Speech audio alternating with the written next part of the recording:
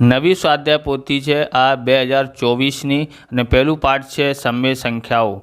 અહીંયા પ્રત્યેક વિધાન સાચું બને એ રીતે ખાલી જગ્યા પૂરો। પહેલું ક્વેશ્ચન છે 1 2 3 4 આપેલું છે ડેશ એ ખાલી જગ્યા સંખ્યાઓનો સમૂહ છે। તો આને સંખ્યાને શું કહેવાય છે?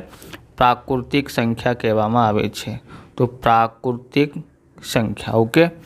પછી બીજો છે 0 1 2 3 4 ડેશ એ સંખ્યાઓનો સમૂહ છે। 0 થી ચાલુ થાય ત્યારે એ પૂર્ણ સંખ્યા હોય છે। કઈ સંખ્યા હોય છે? પૂર્ણ, ઓકે। ત્રીજું છે ખાલી જગ્યાઓ ગણતરીની સંખ્યા પણ કહે છે। કઈ સંખ્યા કહે છે? ગણતરીની સંખ્યા કોને કહેવાય છે? પ્રાકૃતિક સંખ્યાને, ઓકે। કેમ કે 1 થી ચાલુ થાય છે ને એટલા માટે। તો પ્રાકૃતિક સંખ્યા।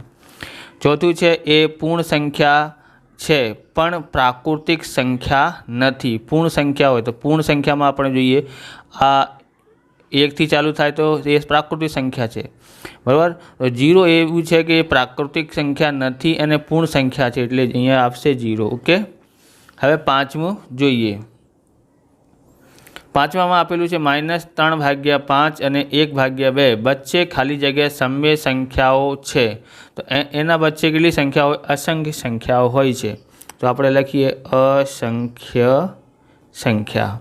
છઠ્ઠું છે જેનો છેદ 5 અને અંશ 3 હોય તેવી સમય સંખ્યા જ ખાલી જગ્યા છે। એટલે અંશ આપણે 3 લખવાનું છે, ઓકે, -3 અને છેદમાં 5 લખવાનું છે। આ સંખ્યા થઈ શકે છે।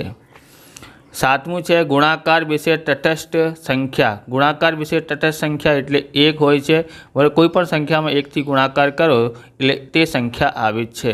સરવાળાની તટસ્થ સંખ્યા ખાલી જગ્યા તો એ છે 0, સરવાળાની 0 અને જે છે ગુણાકારમાં 1 આવે છે। મોસ્ટ આઈએમપી છે, આ બંને તમે મોડે કરી લેવાનું, ઓકે। 9મું જોઈએ અહીંયા। તો 9મું આપ્યું છે 3/11 પ્લસ ખાલી જગ્યા બરાબર 3/11 એટલે 3/11માં શું ઉમેરીએ તો 3/11 આવશે। તો એમાં 0 ઉમેરીએ તો 3/11 આવશે। 10મું છે -4/5 ગુણાકારમાં અહીંયા કેટલાથી ગુણાકાર કરીએ તો આ સંખ્યા આવવાની છે। તો આપણે શું જોયા છે ને તટસ્થ ગુણાકારની તટસ્થ સંખ્યા કોણ હોય છે? 1। તો આમાં આ સંખ્યામાં 1 થી ગુણાકાર કરશો તો આ સંખ્યા આવવાની છે। હવે ક્વેશ્ચન નંબર 2 જોઈએ। તો આપણી પાસે ક્વેશ્ચન નંબર 2 છે કૌંસમાં આપેલા વિકલ્પોમાંથી સાચો વિકલ્પ પસંદ કરી ખાલી જગ્યા પૂરો। પહેલું છે -3/4 એ ખાલી જગ્યા સંખ્યા છે। પ્રાકૃતિક પૂર્ણ કે સમય સંખ્યા છે? તો આ સમય સંખ્યા છે। તો અહીંયા શું આવશે? સમય સંખ્યા।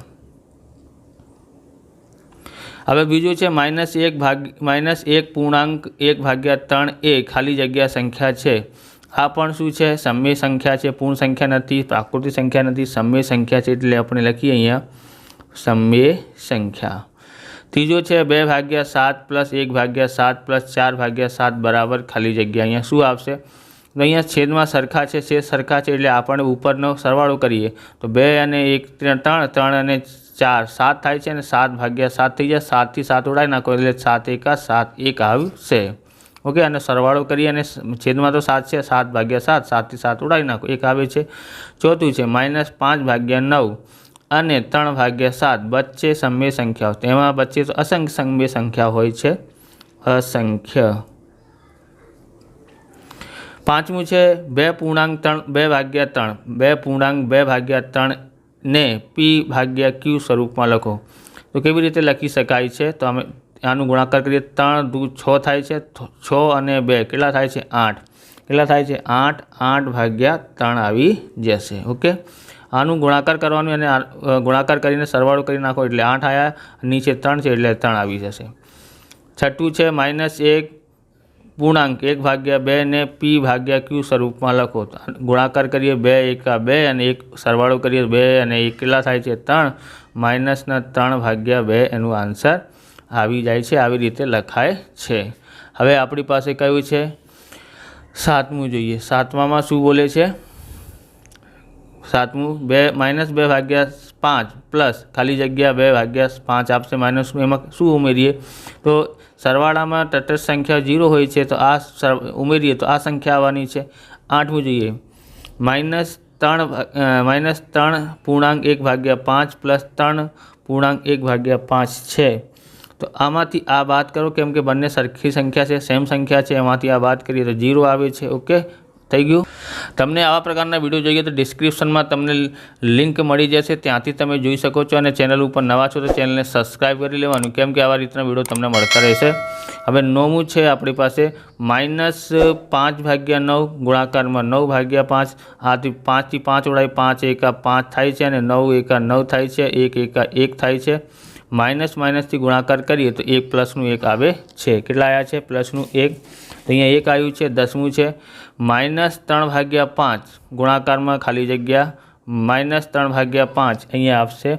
અહીંયા કેટલાથી ગુણાકાર કરીએ તો આ તો 1થી ગુણાકાર કરીએ તો આવશે, કેમ કે ગુણાકારની તટસ્થ સંખ્યા 1 છે એટલા માટે અહીંયા 1 આવી જશે. આગળ જોઈએ ક્વેશ્ચન નંબર 3. નીચેના દરેક પ્રશ્નના જવાબ માટે આપેલા વિકલ્પોમાંથી સાચા વિકલ્પ શોધી તેનો ક્રમ અક્ષર પ્રશ્નની સામે આપેલા કૌંસમાં લખો. પહેલું છે -3 પૂર્ણાંક 4/5 એ ખાલી જગ્યા સંખ્યા છે. તો આનું શું કરવાનું છે?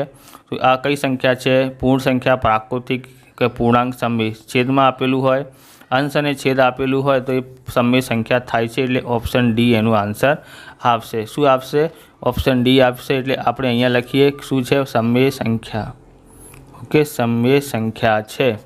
હવે આપણું બીજું જોઈએ. અહીંયા બીજું શું આપેલું છે? 3/4 ગુણ્યા -2/9 આપેલું છે. એનું શું થાય છે? તો આપણે જોઈએ અહીંયાથી અહીંયા 3 એકા 3 અને 3 તરી 9 થાય છે. 2 એકા 2 અને 2 દુ 4 થાય છે. ઓકે, 1 એકા 1 થાય છે, માઇનસનું 3 દુ 6 થાય છે, 1/6 આવે છે. તો એ કયો ઓપ્શન સાચું છે? તો બી. અહીંયા બી આવી જશે. હવે ત્રીજું છે -1 પૂર્ણાંક 2/5 ને p/q સ્વરૂપમાં લખો. તો આનું ગુણાકાર કરીએ 5 એકા 5, 5 અને 2 7, -7/5 લખાય. અહીંયા કયો છે? અહીંયા પહેલું આવશે એ અહીંયા લખી કાઢો. ઓકે, હવે છે ચોથું 2/3 + 3/4 બરાબર 3/4 + 2/3 એ સમય સંખ્યાઓના સરવાળા વિશે ખાલી જગ્યા ગુણધર્મ દર્શાવે છે. તો આ જો અહીંયા સંખ્યા 2 લખેલી છે, 2 સંખ્યા આગળ પાછળ કરી નાખી છે, તો ક્રમનો જ થાય છે, એટલે અહીંયા બી આવશે. તો આપણે લખીએ અહીંયા ક્રમનો ગુણધર્મ. ઓકે, પાંચમું છે આપણી પાસે 3/4 ગુણ્યા 1 બરાબર શું થાય છે? તો 3 એકા 3 થાય છે, ભાગાકારમાં 4. ઓકે, આ થઈ ગયું. હવે છે આપણી પાસે છઠ્ઠું. છઠ્ઠામાં શું જોઈએ? -3/4 + 3/4. એટલે આ બંને સંખ્યા છે, માઇનસ પ્લસ છે એટલે બાદ કરવાનું છે. આ બંનેને 3/4માંથી 3/4 બાદ કરો એટલે 0 આવે છે. કેટલા આવ્યા છે? 0. આનું આન્સર શું આવ્યું છે? અહીંયા જોઈએ તો આ અહીંયા ઓપ્શન એ આવ્યું છે અને અહીંયા ઓપ્શન ડી આવ્યું છે. ઓકે, ક્વેશ્ચન નંબર 4માં જોઈએ. નીચેના વિધાન ખરા છે કે ખોટા તે લખો. આ વિધાન ખરું છે કે ખોટું તે લખવાનું છે. પહેલું છે -2 પૂર્ણાંક 1/3 ને p/q સ્વરૂપમાં -7/3 લખાય. તો આપણે ગુણાકાર કરીએ 3 દુ 6, 6 અને 1 7 થાય છે. હા, 7 આવે છે, માઇનસ ને માઇનસ અને છેદમાં 3. તો આ સાચું છે, ખરું છે. ઓકે, આપણે લખીએ ખરું. બીજો છે અહીંયા જોઈએ તો 3/5 ગુણાકારમાં -3/5. અહીંયા ગુણાકાર છે. ગુણાકારમાં શું હોય તો ગુણાકાર થાય છે 3 તરી 9 અને 5 પંજા પછી 9, -9/25 આવશે. અહીંયા તો 0 લખેલું છે, તો આ શું છે? ખોટું છે. શું છે? ખોટું. ત્રીજો છે 1 પૂર્ણાંક 1/2 પ્લસ -1 પૂર્ણાંક 1/2. તો અહીંયા માઇનસ પ્લસ છે એટલે બાદ કરવું પડશે. આમાંથી આ બાદ કરો 0 આવે છે. આ આપણું ખરું છે. ઓકે, હવે ચોથું છે 4/9 ગુણાકાર 4/9 બરાબર 1. તો અહીંયા ગુણાકાર થાય છે. 4 ચોક 16 અને 9 નું 81 એટલે 16/81 આવશે. આ અહીંયા તો 1 લખ્યું છે, આ ખોટું છે એટલા માટે આપણે લખીએ અહીંયા ખોટું છે.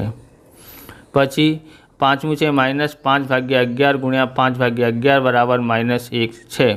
ઓકે, તો આમ ગુણાકાર કરીએ ત્યારે -1 તો આવવાના નથી. ઓકે, 5 પંજા 25 અને 11 ગુણ્યા 11 કરીએ 121, 25/121 આવે છે. અહીંયા પણ આ ખોટું છે. ઓકે, છઠ્ઠું છે -3/2 + 5/2 બરાબર 5/2 પ્લસ 3/2 છે. તો અહીંયા જે છે આ બંને સરખા સમાન છે નથી. જો અહીંયા માઇનસ ના હોય ને તો આપણે આ રીતે સમજી શકાય કે આગળ પાછળ લખી શકાય.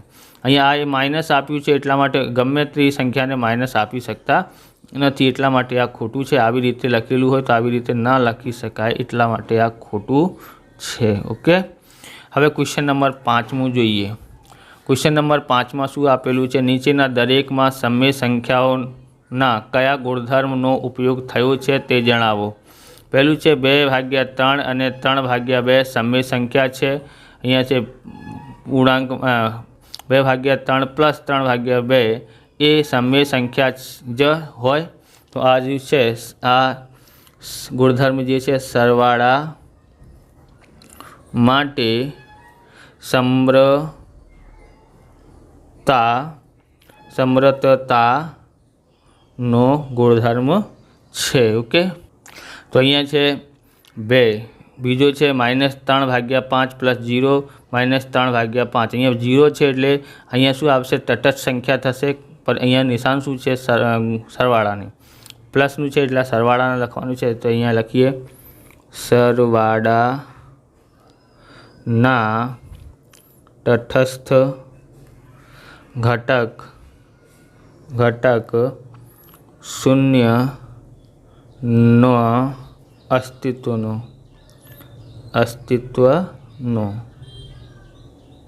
ઓકે, હવે આપણે ત્રીજો જોઈએ.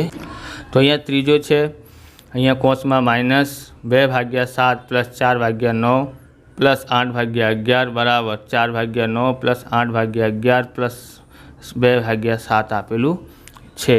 તો આપણે શું કરવાનું છે? અહીંયા સરવાળાના આ છે પ્લસનું નિશાન આપ્યું છે એટલે સરવાળા. ઓકે, પછી જોવાનું 3 સંખ્યા આપેલી હોય અને જે કોષ હોય ને પહેલાં અહીંયા 2 કોષમાં થાય, પછી અહીંયા કયા કોષમાં છે?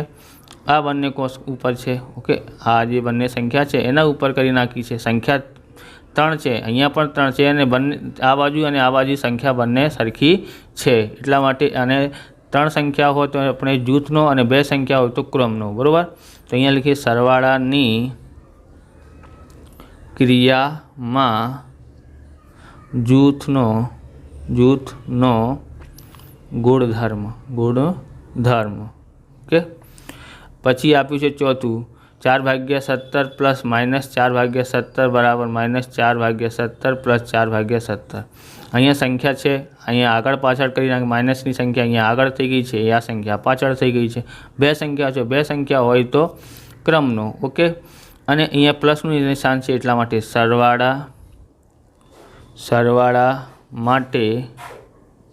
માટે ક્રમનો ગુણધર્મ. ઓકે, હવે છઠ્ઠું જોઈએ. છઠ્ઠામાં શું બોલે છે?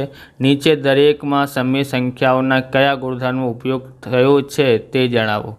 તો અહીંયા જોવાનું છે. પહેલું છે 5/12 અને 3/11 એ સમય સંખ્યા છે. 5/12 ગુણ્યા 3/11 એ સમય સંખ્યા જ્યાં હોય આવી રીતે લખેલું હોય ને આટલા મોટા, તો આપણે શું કરવાનું છે? સમૃદ્ધતાનું. ઓકે, ગુણાકાર માટે સમૃદ્ધતા. બીજું છે -1/5 ગુણ્યા 4/7 બરાબર 4/7 ગુણ્યા -1/5 છે. અહીંયા છે ગુણાકારનો નિયમ છે અને 2 સંખ્યાઓ છે, આ 1 અને આ 2. અહીંયા આગળ પાછળ કરી નાખ્યું છે એટલે ક્રમનો, અને ગુણાકારનું નિશાન લખેલું છે એટલા માટે ગુણાકાર માટે ક્રમનો ગુણધર્મ. ઓકે, ક્રમનો ગુણધર્મ. ત્રીજો છે -3/7 ગુણ્યા 1 બરાબર -3/7 લખેલું છે અહીંયા. અને જો ગુણાકારમાં કર્યું છે 1થી, 1 શું હોય છે? તટસ્થ સંખ્યા. તો આપણે લખીએ ગુણાકાર માટે તટસ્થ ઘટક 1નું અસ્તિત્વ.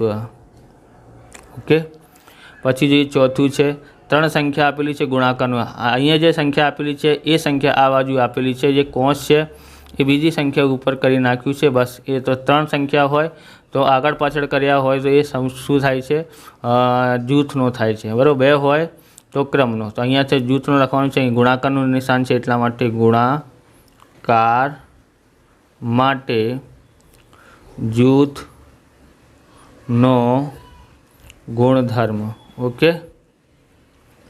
પાંચમું છે, પાંચમામાં તમારે ધ્યાન રાખવાનું છે, જો પ્લસ અને ગુણાકાર બંને નિશાન આપેલું હોય, જો અહીંયા ગુણાકાર છે અહીંયા પ્લસ છે તો એ શું થાય છે, સરવાળાના વિભાજન સૂત્ર થાય છે, બરાબર. તો વિભાજનનું સૂત્ર થાય છે તો ગુણાકારનું સરવાળા પર વિભાજન. ઓકે.